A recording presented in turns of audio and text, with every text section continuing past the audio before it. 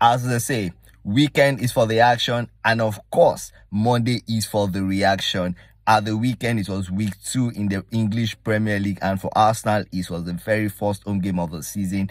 The Arsenal fans were in jubilant mood going into that match because, of course, of the arrival of Eberechi Eze from Crystal Palace. That was a signing that was already completed before the game, though not in time to be registered for the game. So apparently, he was not available to play for Arsenal in that game, but it was presented to the Arsenal fans. The crowd were jubilant, the crowd were excited seeing Eberechi Eze join them, and of course E2 was happy, was excited, because for Eberechi Eze it was more than a signing, it was a return home for the former Arsenal youngster, because don't forget he was let go at 13 years, and him coming back, it was a roller coaster for him. He went to QPR, he went to Crystal Palace, en route coming back to Arsenal. So for him, it was a homecoming, and of course, it was well welcomed. And of course, E2, in response, he was overwhelmed with emotions. He nearly wept, he nearly shed tears, seeing the fact that he was being presented before the mammoth Arsenal crowd at the Emirates. Now, going into the game proper,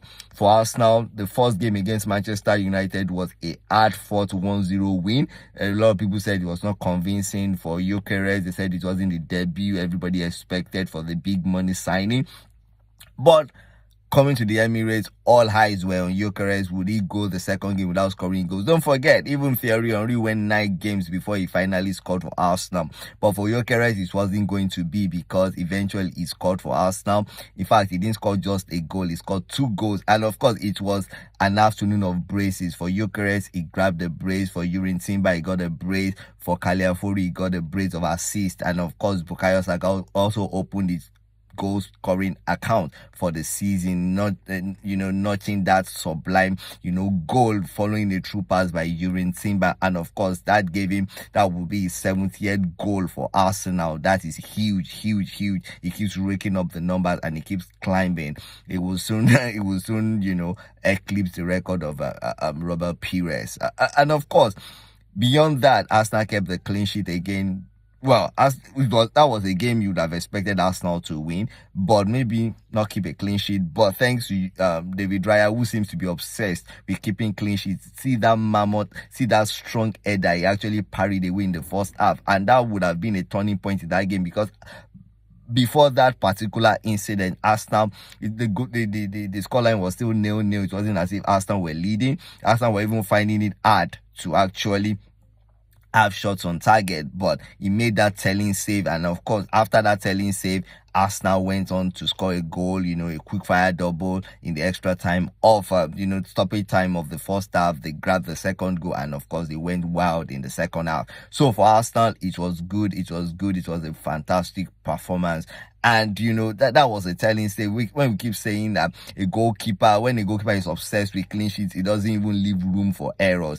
I mean, that was another clean sheet for David Raya, and for Arsenal, it was yet another clean sheet for the back line. And of course, another massive point in that game was, of course, the performance of youngster Max Dowman. I mean, he's the second youngest player in the Premier League after his Arsenal colleague Ethan Nwaneri at 15 years, 200 and something days. And of course, he made a telling contribution, winning that penalty late into that game. And he seems to be a penalty, winning specialist. Don't forget that in the preseason, he won a penalty against Newcastle. He won a penalty against Atletico Bilbao. So he seems to be having fun winning penalties. Yes, Arsenal lost 2 players. Arsenal lost Odegaard to a shoulder injury and lost Bukayo Saka early in the second half to something that looks like an hamstring injury. But, in the past, Arsenal fans would have, their hearts would have been in their mouths, say who's going to replace him. But these guys, when Odegaard went out, Nwaneri, slotted into that position and did it masterfully well. When Bukayo Saka went out, Arsenal could call on Madueke, who initially started on the left, to switch to the right, and of course they brought in a certain Trossard to actually fill in that position. So overall, you could say the strength in depth of the Arsenal squad looks very good, and it looks like one that could last the whole haul, going all the way this season, competing on all fronts. Arsenal are definitely vying for 4 trophies. There are 3 domestic titles for grabs, the English Premier League, the English FA Cup, and of course the English, Carabao Cup. And of course, in addition to that, there is the UEFA Champions League trophy. So when you look at the squad in depth of Arsenal, you could say that this team looks like a team that could go all the way and actually challenge for all these trophies. I'm not going to say they will win all, but obviously you expect that they could actually challenge for all trophies, because we also saw California start left back, and at 3-0, he was subbed off, and Luis Kelly brought in. Bosquera came in for during Simba. Ben White was not even kitted for the game. Apparently, he had, some niggles to attend to. Centre back. There are options all around the pitch.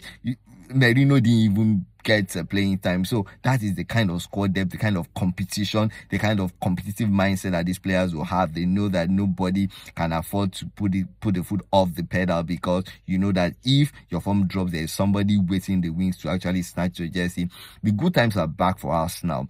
I am still going to make a video detailing, the implication of the arrival of Eberechi Eze, how he's going to slot into the Arsenal team. Look out for that video. It's going to come in next. But for now, let us savor the 3 points, the 5 goals, and of course, the clean sheet that we recorded over Leeds United at the weekend. Ciao, Gunners.